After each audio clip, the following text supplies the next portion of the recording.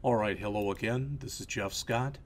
I've been speaking to you on the Microsoft SDL or Security Development Lifecycle field content. We're on about our 10th of 14 presentations, and this is on code analysis. This is another level 200 presentation, so it is an intermediate level presentation. In here, we're going to talk about an overview of code analysis, talk about some of the Microsoft code analysis tools, in particular, FxCop, PREFast, Visual Studio Code Analysis feature, and the ASP Source Code Analyzer for SQL injection. We'll also talk a little bit about Microsoft SDL code analysis requirements. You've seen this picture again and again as we make our way through the Microsoft Security Development Lifecycle. All right, so what are code analysis tools? Basically, they're software tools that analyze an app's implementation with the idea that they want to ensure that development best practices are followed. While they're doing this, they highlight possible areas of improvement when deviations from these best practices are encountered. When best practices are not followed, security vulnerabilities such as buffer overflows and SQL injections can manifest themselves in code and later be exploited by malicious users. So the Microsoft SDL requires the use of code analysis tools to better ensure that apps are built with more safety, security, and are more trustworthy. There are two basic types of code analysis tools that we're going to discuss in this presentation, and those are static source code analysis tools and binary analysis tools. Both of these types share a common goal, all right? Because they both want to analyze application implementations and point out areas for improvement. However, they differ in how they arrive at this goal. All right. Again, code analysis tools are useful in aiding developers and testers as far as the identification of potential software vulnerabilities in implementations, but they're not meant as a replacement for implementation and verification best practices, as we've talked about several times, and you see it on the slide right here. Again, these tools are not silver bullets. Not all coding practices that can lead to possible exploitable vulnerabilities will necessarily be, all of them will not necessarily be found using these code analysis tools. All right. So let's talk about static analysis versus binary analysis. All right. So we'll talk about some of the fundamental differences between static code analyzers and binary code analyzers. So if we take a look at the compilation process and we see where static and binary code analysis is applied. Whenever an application is implemented, it's first implemented in source code using a programming language such as C, C++, or C#, but of course it could be other languages also. All right. That source code is then inputted into a compiler. The compiler compiles the code into binary objects, which a linker takes and then transforms into a binary file, which would be a library or an executable file. So let's first discuss static source code analysis and see where the compilation process, see where within the compilation process this is applied. Static code analysis examines the actual source code written by developers for possible exploitable code patterns. Any of these patterns that are found in any code that's detected is flagged and reported to the user via the use of this automated tool. Binary analysis tools also read the source implementation of an app, but they read the source implementation of the app in a different form. Specifically, what binary analysis tools do is they read the binary or machine code form of the app and analyze that for potential vulnerabilities. So in other words, when you go through the compiling and linking process, you're changing this into this, which is almost assembler, and then that's got to be put into actual machine language.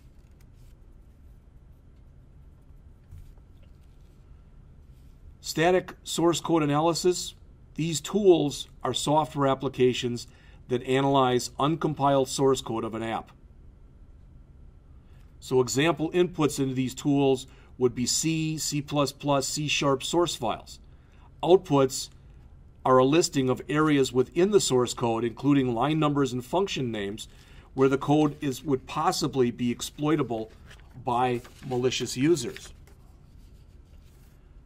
Static source code analysis tools, as the name implies, are useful only when the source code of the app is available. An advantage of this type of tool is that the input and output from them is based on human-readable source code, so developers can easily locate and diagnose coding issues. Another advantage when compared to binary analysis tools is static source code analysis tools are more mature. Since they've been researched and developed longer, they typically come up with easier to maintain and understand results. That doesn't mean that you shouldn't use binary code analysis, though.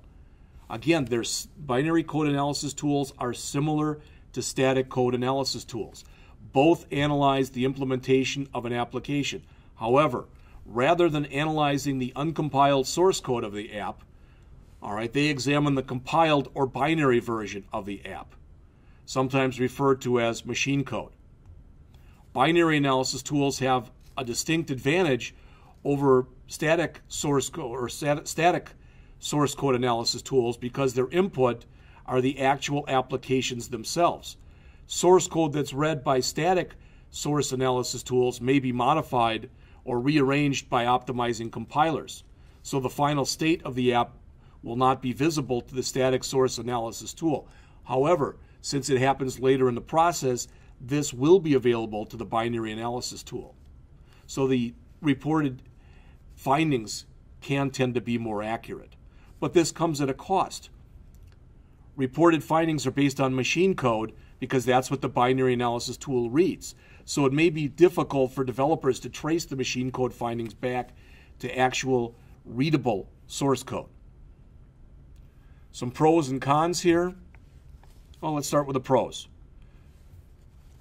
The first major benefit of code analysis tools is they can help scale the code review process by reducing the manually intensive aspects of this process. Reviewing the code entails inspecting source code line by line for common coding patterns. Security testers sometimes may perform this as a means of assessing an app's security posture. But this can be hundreds of thousands of lines, maybe even millions of lines of code. So code analysis tools can greatly help when you're analyzing large code bases. Next, code analysis tools can also help assess compliance to secure coding policies. If your organization has defined secure coding policies, such as policies that dictate which libraries are prohibited from use, then code analysis tools can be a very efficient way to determine whether or not these policies have been satisfied. Well, with pros, again, there are cons.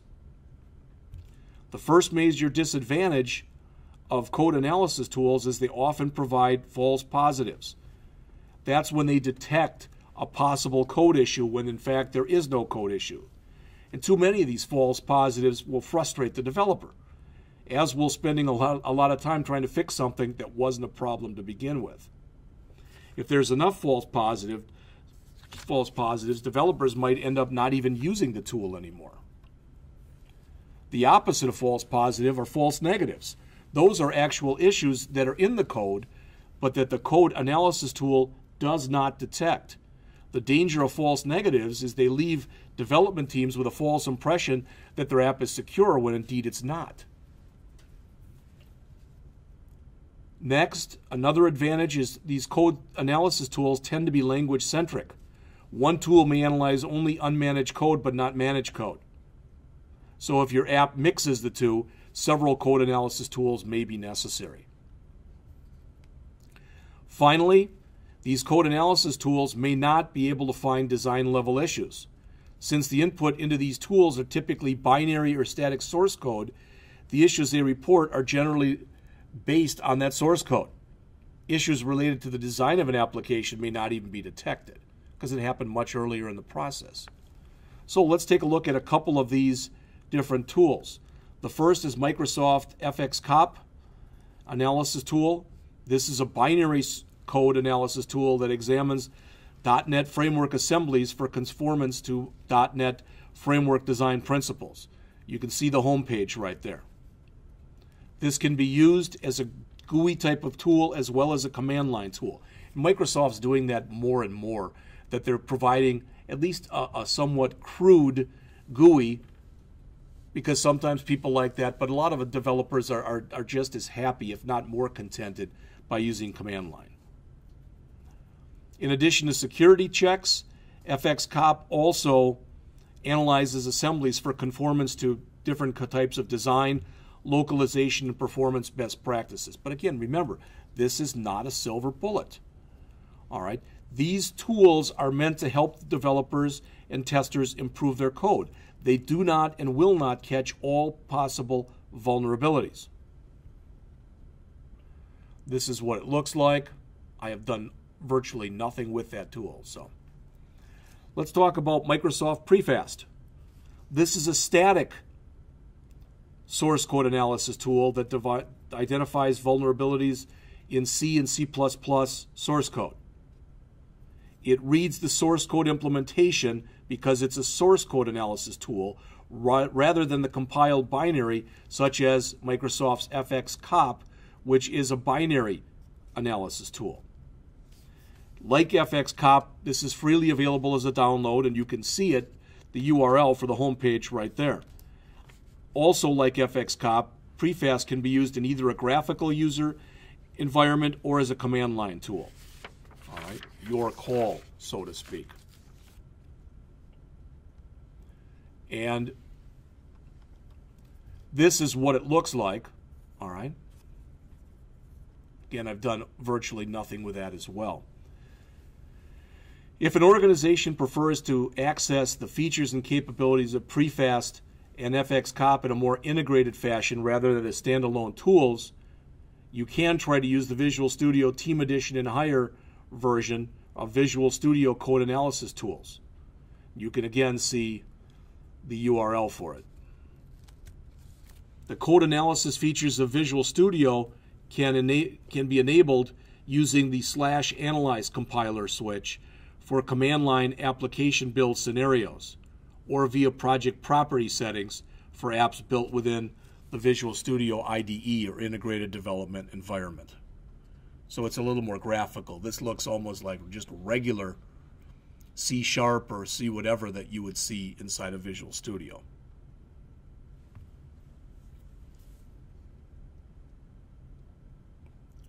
In June 2008, Microsoft released a static code source analysis tool to help developers and testers find SQL injection vulnerabilities. You can see the URL for that right there. It's a command line static source code analysis tool, and unfortunately, as it says right there, it's limited to analyzing ASP, active server pages that are written in VB script. So it's a little bit older. All right, as far as some Microsoft SDL code analysis requirements, organizations that use code analysis tools or are considering incorporating them into their development life cycles should consider instituting policies. Said policies should state clearly which code analysis tool warnings or findings are acceptable and which are not. By setting up such a policy, confusion and disagreement, I guess you could say, that may arise in response to discovered code issues may be reduced. Microsoft SDL provides specific requirements for using PREFast, FxCop, and Visual Studio. If you want more information, you can see the URLs that are shown there. All right. So we finished another lesson here on code analysis. Remember, code analysis tools analyze the implementation of an app for areas of improvement. All right, and coding patterns, they try to show coding patterns that can potentially be exploited by malicious users. These code analysis tools can be categorized as being either static source analyzers or binary source analyzers. Recall that both types of code analysis tools can be effective, but neither represents a silver bullet.